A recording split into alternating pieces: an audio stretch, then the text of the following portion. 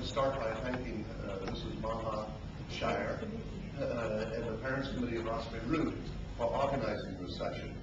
And I presume most of you are parents. We invited the Parents Committee from ACS to come as well. Are they here? No. They have their own. We have some D&B people here, which is great to see. So we're ready to go. As you know, this has been a very interesting time at the school. And we're learning a lot as this infectious disease progresses. There's more and more information coming out, and so I'm really looking forward to today's session as well, because as a school we're trying to stay on top of things and make sure we adopt the best practices for keeping our children healthy and still attending school. If I were to go back to graduate school again, I would teach a course called School Administration and Infectious Disease. Because I happen to be the president of the International School of Beijing. I had the great luck of getting there right at the same time as SARS. I really had full black curly hair until April 2003. That was quite a ride. But based on that experience and knowing the concern that everyone has about having school during a time when an epidemic, or in this case a pandemic, is going on, I think we put a lot of steps in place at IC very early.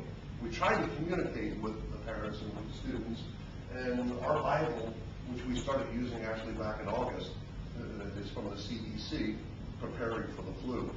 It's on our website, but I also read a few copies off. It's excellent guidelines for schools, if someone would like to take some of those. I had the great pleasure of meeting Dr. Khan Sharara several weeks ago, actually it was last month, in the emergency room at AUH, because my wife had swine flu, and she diagnosed it and got the blood test confirmed. I never got it, thank goodness, and we didn't know until after she had recovered that she'd actually had it. So it's these tricky days. But with no further ado, please welcome Dr. Khan Sharara.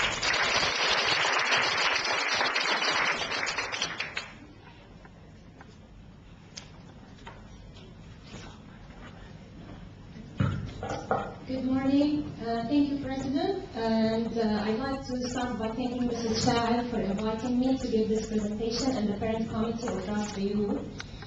As you know, this has been a very busy time for us infectious diseases physicians in Lebanon, but all over the world. I was telling Mr. Johnson that we seem to have had a lot of problems in the past 10 years, you know, the anthrax, and then the SARS, and then the bird flu, and now comes the swine flu. What I'm going to try to do is spend around 40 minutes going over what is swine flu, what is H1N1 influenza, how do we get it, how can we prevent it, etc. And then I'll leave 10 to 15 minutes at the end for questions. I'm sure you have many questions you'd like to ask. But just to keep the flow going, if you allow me to finish the presentation, and then I'll be very happy to answer any questions. What I try to do, first I'm going to start by saying I'm not very much used to present to a non-medical audience. Usually all my presentations are to medical doctors, and it's an easy job for me. So presenting to a non-medical audience is a bit more tricky because you like to simplify the information that a non-medical person can assimilate and not get bored by the details. So this is what I try to do, and I'm going to go very slowly. And again, what I did is presenting it in terms of questions. What are some of the questions that come to your mind, and try to present some of the answers. So influenza H1N1 pandemic. First, I think for influenza, it's important to know that the virus is transmitted through airborne by either coughing, sneezing, or talking. So we breathe in that virus. So if you see in this picture, the virus comes through the nose, and then it comes down, and then it plays in the mucous membrane. And it is very well known that for any influenza epidemic, the school children are the key disseminators of the virus. And then the school children bring the virus home, and then from home to the grandma, to the grandfather, to the mom, etc. And this is how the virus spread in the community. Now, you might be asking yourself, what is pandemic and what is epidemic? It's a bit confusing, and I think here I put the definitions. An epidemic is when the cases of a disease exceed what is normally expected. So if you have an infection like a urinary tract infection where you have 2-3 cases in a certain community, that's just normal, it's not an epidemic.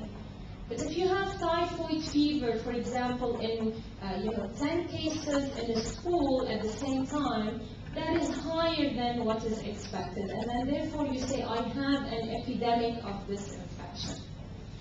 A pandemic is an epidemic that occurs over a large geographic area and pretty much spreads to all over the world. And so this is why H1N1 was called a pandemic, because it started in one place and then spread all over.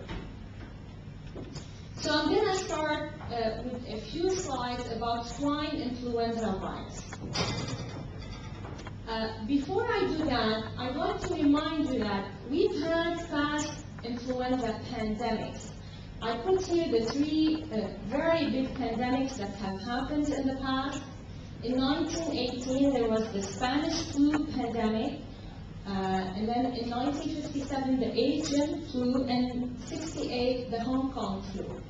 Now, of the 3 pandemics, the one that has gained a lot of interest is the Spanish flu pandemic of 1918, which really affected a lot of people, millions of people, and the virus was very aggressive then and led to the death of many people.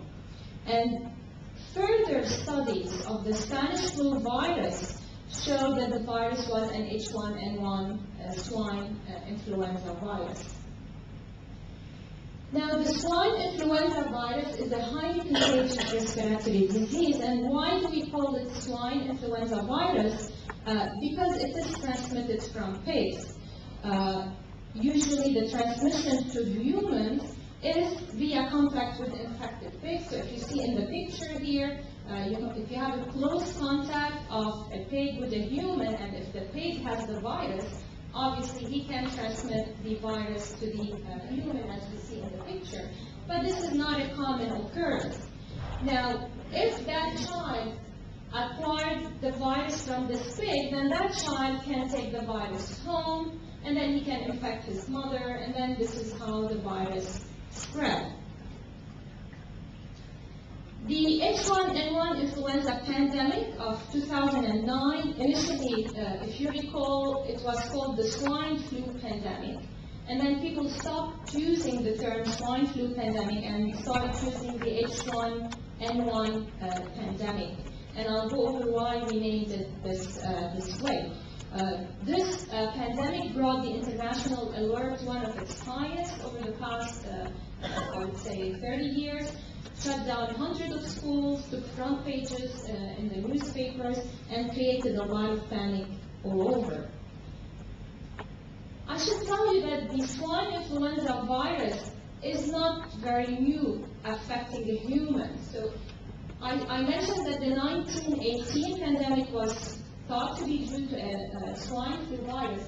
But also, if we go back to more recent years, over the past 30 years or so, 1976, there was an outbreak of swine influenza virus in New Jersey, and 200 people were affected, only 1 person died.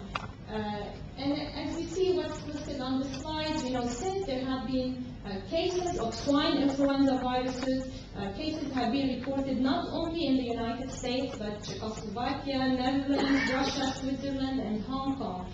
So there have been swine influenza viruses infections in many countries, but luckily back then the virus was confined and did not spread like the one currently. More recently, between 2005 and 2009, there were 12 human cases of swine influenza virus confirmed, but none of them were fatal. So if we come back now to the current H1N1 influenza outbreak, March 18, cases of influenza